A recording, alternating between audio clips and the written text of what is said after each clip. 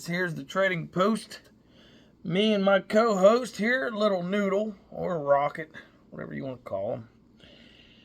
He's my little buddy. He just woke up. I just wanted to introduce ourselves. I'm Fred Martin, and this here's Little Noodle. And this is the Trading Post. Okay? Now, we're going to do all kind of random stuff here on this show. We're going to do everything and anything. Okay, as you can see, I got my aluminum foil hat on.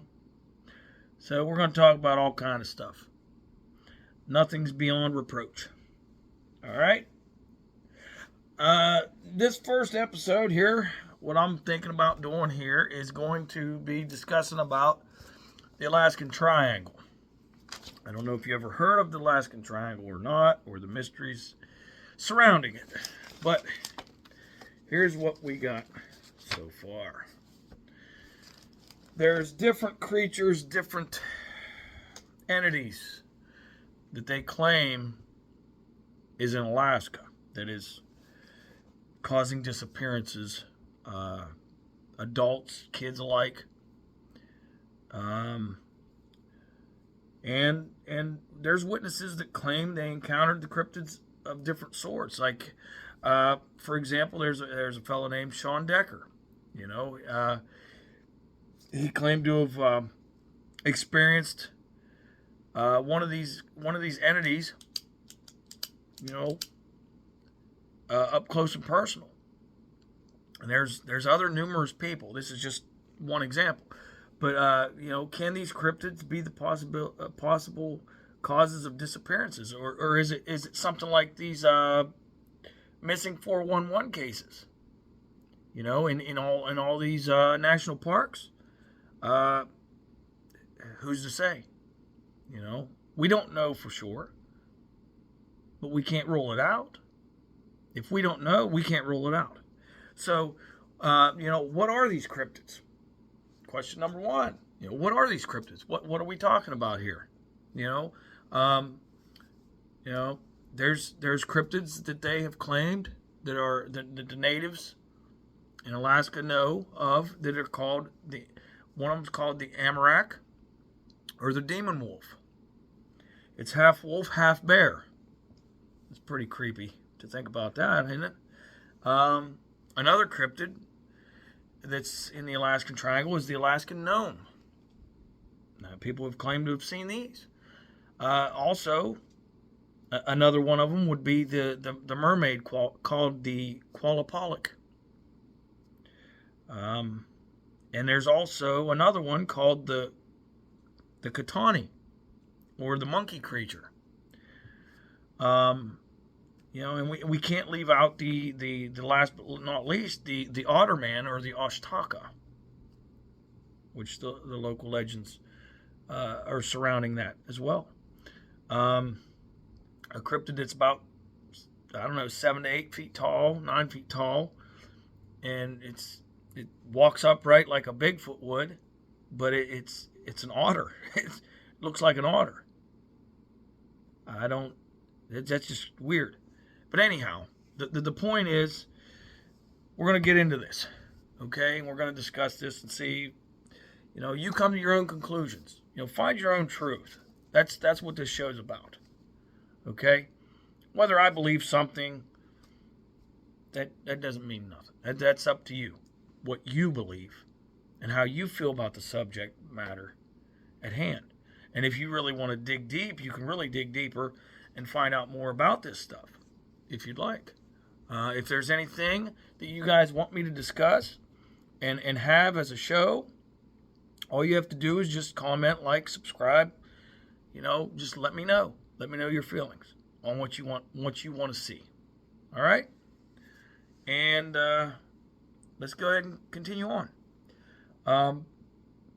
It says, let's see here. I just want you guys to ingest this information that I'm bringing to the forefront for you. Okay? I'm not the only one. I'm far from the first one to bring any of this stuff up. But I just want to bring up as much possible information and have people thinking. Get your gears moving. You don't want to sit here and be like a stagnant person. You keep your gears moving. Think. Use your brain. Okay? You can differentiate whether you believe something or not. But the point is, we're going to go ahead and explain each cryptid and touch up with encounter stories, or try to. Okay? This is the first episode. If there's any hints or any ideas on how I can make things a little more compact and better for you to digest, by all means, please throw out the comments. Subscribe, any of that. If you dislike it, dislike it. I don't care. It's your opinion. I'm throwing this out here. I'm just trying to put this out here for you. Okay, so let's go ahead and go on with the rest of this. Now we're going to talk about the Amarak, or the demon wolf. Okay, now this demon wolf, could it be a mutated wolf? Perhaps, maybe, but highly unlikely due to the mutated animals. That mutated animals are sterile. Okay, since they're sterile, they cannot reproduce and do not live long, bringing on the fact that the legend has been around for a very long time. So that's null and void right there. Okay, that can't be. It just can't be a mutated animal. So, could it possibly be a dire wolf? Possibly. I mean, who are we to say? We don't know if they're extinct. That's what overall they claim. Everything is extinct, but we don't know. We don't know every square inch of the planet, and we don't know where these things. They could be existing in caves somewhere, in a cave system underground, or who knows where. And in Alaska, of all places, there's a lot of ground that I am sure we have not explored. A lot. Not to mention Antarctica and all the other places. There's a lot of different areas. But that begs the question, there's a lot of ground that could have potentially something that we don't know of. I mean, just for, and there's another example is the Tasmanian tiger. They claimed that they was extinct since 1936 or 35, I think it was, somewhere around there. But there's still legends claiming that people see them still to this day. So how is that possible? It is possible. If the animals push themselves away from society, because humankind has always been destructive. Always. That's why tribes and a lot of places they don't want to be in contact with mankind, not civilized mankind, because we're very destructive, and you can't really blame them for that. They don't want to be bothered. But that's another example of it. The thing is, somehow they may have survived and are not extinct. But because we have no proof or evidence, it doesn't mean that we just have not had the opportunity to collect physical evidence of it. Could this be a possible military experiment gone wrong? Yeah, this could be a possibility. Although the military will never reveal such facts. They're never going to tell you about it. They're not going to say what they're doing. Sorry, that was a gnat there in my face. Another thing is, and then the other, we're going to move on to the next one, the Alaskan gnome. Noodle, what are you doing? Come here. What are you doing? What are you doing, buddy? He's running around. He's going crazy, getting rampant, huh? You want to sit here? Come on, you're the co-host, buddy. You got to hang tight with me for a minute. Tell all these great people hi. Tell them hi. Huh? You gonna tell them hi? He says, Okay, the next one we're going to talk about is the Alaskan gnome, okay? Could this be an animal mistaken for a small humanoid creature or something? That's always a possibility, but it depends on the situation, the encounter itself. So, some of these encounters, it's like these people have very clear, distinct, visuals of what this is, and they're claiming it's not. It is not a it's not an animal. It's not anything that they've known. There's nothing that they know of. So, it doesn't mean that it's not possible that it's an animal that they don't know of. That's very possible. We don't know of all the animals on this earth. We really don't. So, there's a lot there that you can think about, and there's been supposed cases of where kids come up missing, and shortly before they hear that there was this little gnome-sized creature, humanoid, buzzing around at the wood line, right just prior to that, before the kid goes up missing. So what do you think? Do you think that's a possibility? Do you think that's what could be happening? I think it's a strong possibility. You can't rule everything out. You can't rule anything out. Really, you can't. If you don't know the actual facts of it, you can't really rule it out. So, that's my opinion on it. My own personal opinion.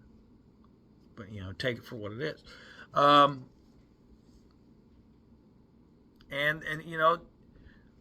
again, like I said, there's a lot of things out here that we don't understand, that we don't know. We hardly even understand the human brain and the functions of it. So for us to rule out things that people are claiming to see, that different creatures or anything like that, we don't know if there's multidimensional beings. We don't know if there's, like for instance, like a ghost.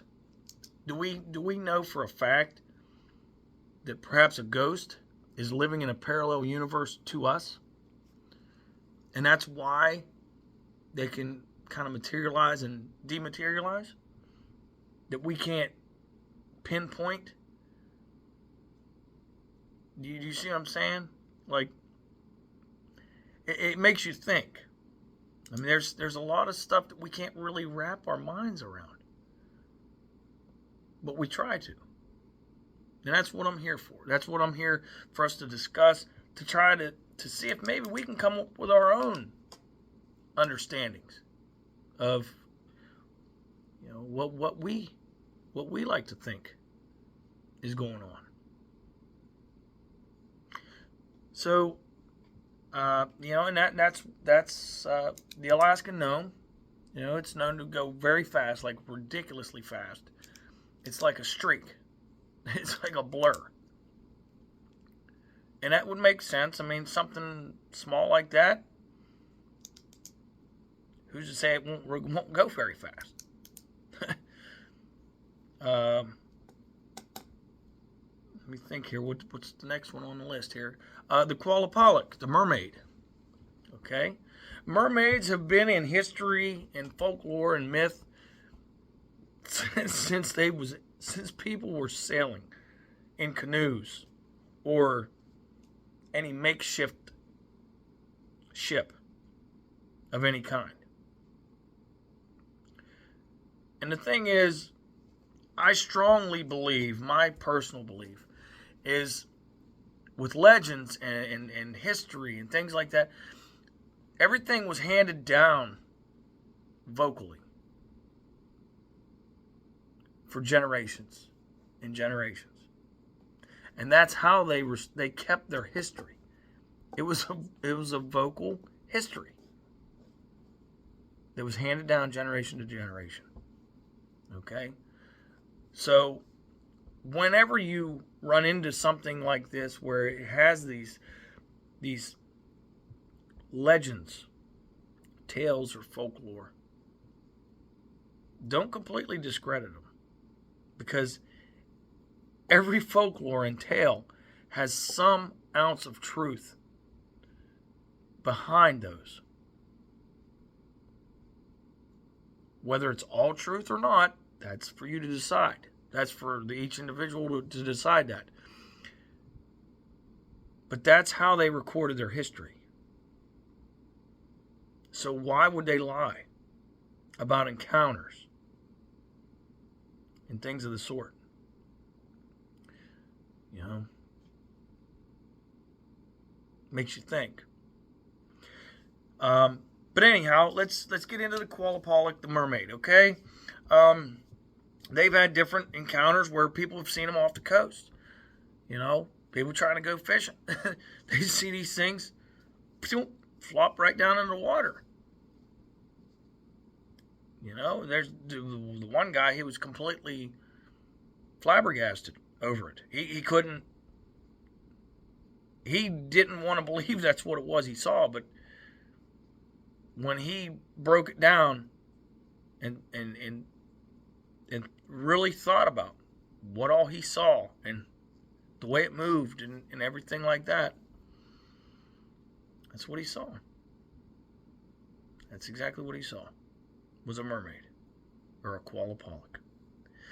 And, you know, and it could this just be some large aquatic creature mistaken for the unknown? Who knows? It's possible. That's definitely up there for debate. Or is this a legit mermaid that has been encountered in different instances? You know, and is this creature the cause of a percentage of disappearances in Alaska? Scary to think. An unknown creature in the waters. And they can easily be the cause of disappearances if this is the case. You know, could this be another unknown species of creature we just have no physical evidence for? It's very possible. Very possible. It doesn't mean that it is. It doesn't mean that it isn't. It could go either way. But I don't doubt that there's things out there that we just do not understand. You know, and you jump into the next thing. The next thing we got is the Katani, the monkey creature that they claim they've seen in the Alaskan Triangle. There's a lot of weird things that have happened in the Alaskan Triangle. You know, if you want to, you dig into it, do your own research. Find out your truth on this subject. You know? But the monkey creature, it says, you know, this creature is 3 to 4 foot tall with red eyes and appears like a monkey with a long tail and similar monkey features. The legend says they reside in tunnels or caves.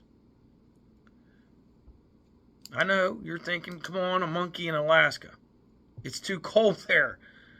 Well, there is a very good proof monkeys can live in cold conditions, such as the snow macaques, and they survive very well in cold climates. So I ask you, is this possibly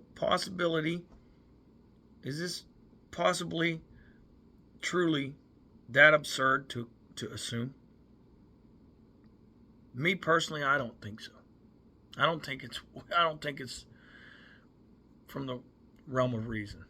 I don't think it's too far for it. But, you know, that it's here or there. Okay? And last but not least, we're going to talk about the Ashtaka, or the Otter Man. And there's been incidences where people have claimed they've seen this huge, massive creature. It's basically it's a Bigfoot, same size as a Bigfoot. Only difference is it's got an otter's head on it.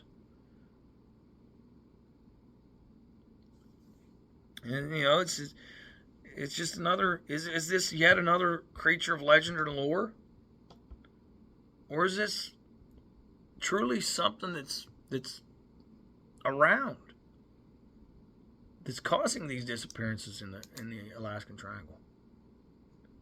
We don't know. So all I ask you to do is to do your due diligence and research this stuff. Look it up. Instead of, you know, being that person that just, nah, that's not possible. No.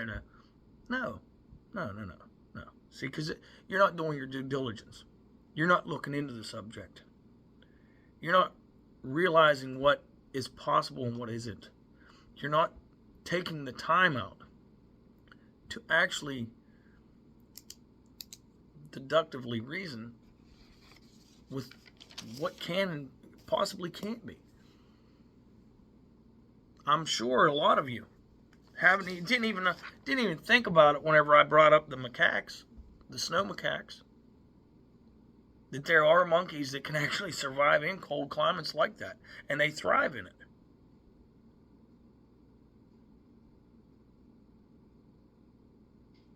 Keep your mind open. Keep your mind open. And do your due diligence. Research. Look this stuff up. And if you find anything, you know, and you want to bring it up to me, I'll be glad. I'll be glad to listen to it. I think that's about all the time I have for now for this first episode, which I think this went pretty well. Episode 1, the Alaskan Triangle, and the cryptids in it. And I hope you all enjoyed this show, and hopefully I can make some more of these. Maybe have a little following. A couple people maybe might like them. But if not, I'm going to do it because I enjoy this. And we're going to talk about anything and everything. Conspiracy theories. You know, we're going to talk about aliens and this and that. And we're going to talk about a lot of other things too. Current events. Or natural disasters going on in the world today. You know, we're going to talk about a lot of different things. And we're going to get to it. We're going to get to the bottom of some things. Maybe. Hopefully.